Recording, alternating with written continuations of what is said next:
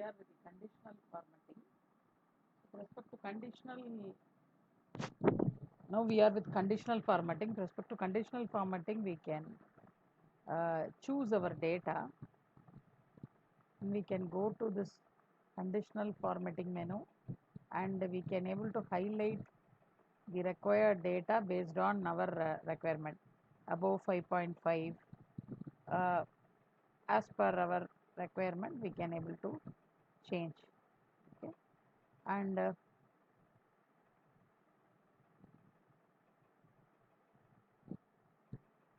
then we can select less than this value, and we can able to identify and clear rules. We can also clear rules, and we can choose equal to text containing. So there is no text here. So actually, if you select this, only text will get displayed. Okay, so it will identify. Likewise, when you choose properly, it will get identified.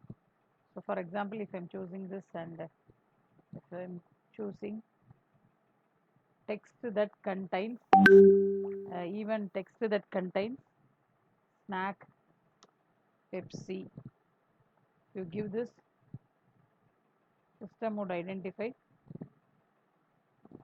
Pepsi, so it will show both. So likewise, you can give conditioning. You can give top scales, top 10 items. For example, I want to give top 10 items, and I want to give less than, I want to give clear rules, then I want to give conditional formatting having equal to, I want to show some data labels, that is gradient fill, which is high, which is low, solid fill, which is high, which is low. Based on this, likewise, I can show which is high, low, using shapes, indicators, direction, rating. All I can do with the conditional formatting. Icons, colors, color scales. Color scales will be very beautiful. High, low, system itself will indicate. Uh, Data bars also you can show, having data bars.